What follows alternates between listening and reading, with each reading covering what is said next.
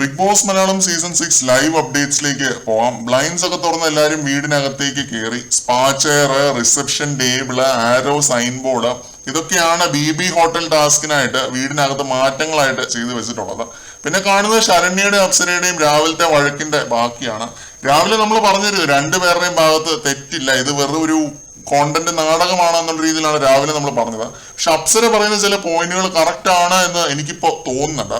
ശരണ്യയുടെ ഭാഗത്ത് തെറ്റുണ്ട്. അപ്പം നമ്മളൊരു ഗ്രൂപ്പിന്റെ കൂടെ നിൽക്കുമ്പോൾ ആ ഗ്രൂപ്പിനായിട്ട് നമ്മൾ 100% കൊടുക്കണം എന്നുള്ളൊരു കാര്യമുണ്ട്.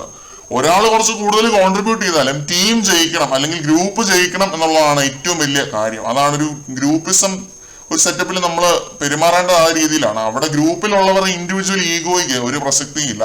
അതുകൊണ്ട് ശരണ്യ ഈഗോ കാണിച്ചു എന്ന് പറയുന്നതിൽ തെറ്റില്ല. ഈഗോ തന്നെയാണ് അവിടെ ശരണ്യ കാണിച്ചത്.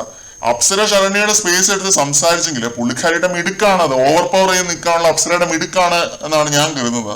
പിന്നെ അപ്സര ശരണ്യനെ പോടി എന്ന് പറഞ്ഞത്, അവിടെ എല്ലാവരും പോടിയുടെ ആളുകളാണ്, അത് റെഗുലേറ്റ് ചെയ്യാനൊന്നും ആരെ കൊണ്ട് പറ്റത്തില്ല. അതുപോലെ തന്നെ എടുത്തു പറയേണ്ട മറ്റൊരു പോയിന്റ് ആണ് ചെറിയ വള്ളികളെ പിടിച്ച് ശരണ്യ കോണ്ടന്റ് ഉണ്ടാക്കാൻ നോക്കുന്നത്. രാവിലെ ഈ ഒരു വഴക്ക് നടന്ന സമയത്ത് എനിക്കിത് സ്വാഭാവികമായ ഒരു വഴക്കായിട്ടാണ് തോന്നിയത്. പക്ഷെ ശരണ്യ ഇത് എല്ലാവരുടെയും അടുത്ത് പോയി പറഞ്ഞ് ഊതി വീർപ്പിച്ച് വലിയൊരു കോണ്ടന്റ് ആയിട്ട് ആളെ കത്തിക്കാൻ നോക്കുന്നതിനോട് തീരെ യോജിപ്പില്ല. കാരണം ഇത് അത്രയും ചെറിയൊരു ത്രെഡാണ്, ഇതിൽ പിടിച്ച് എന്തുമാത്രം വഴക്കുണ്ടാക്കാൻ പറ്റും. അപ്സരയുടെ റേഡിയോ ബോക്സ് ആണെന്നുള്ളത് സുഹൃത്തായിട്ടുള്ള ശരണ്യക്ക് അറിയാൻ മേലാഞ്ഞിട്ടൊന്നുമല്ല, ഏറ്റവും നന്നായിട്ട് അറിയാവുന്ന ഒരുപക്ഷെ ശരണ്യക്കായിരിക്കും. വെറുതെ ഒരു കോണ്ടന്റ് ഉണ്ടാക്കൽ ശ്രമമായിട്ട് ഞാൻ ഇതിനെ നോക്കി കാണുന്നുള്ളൂ. പിന്നെ നന്ദനയും നോറയും ഋഷിയൊക്കെ ഇടയ്ക്ക് കയറി വലിയൊരു സീനായിട്ട് ഇതിനെ ആളെ കത്തിക്കാൻ നോക്കുന്നുണ്ട്. പക്ഷെ എത്ര ശ്രമിച്ചിട്ട് അങ്ങോട്ട് കത്തിക്കാൻ പറ്റുന്നില്ല. കാരണം ഇതിലെ കോർ വിഷയം അത്രയ്ക്ക് ചെറുതായിട്ടുള്ള ഒരു കാര്യമാണ്. നല്ല വള്ളികളെ പിടിച്ച് നല്ല വിഷയങ്ങൾ എടുത്ത് അടി ഉണ്ടാക്കാനാണ് ഞാൻ പറയുന്നത്. ഇവരുമായിട്ട് സംസാരിക്കാൻ അനുവദിച്ചില്ല എന്നൊക്കെ പറഞ്ഞിട്ട് വെറുതെ പ്രഹസനമാണ്.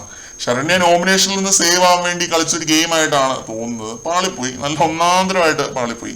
കൂടുതൽ അപ്ഡേറ്റുകളുമായിട്ട് വീണ്ടും കാണാം.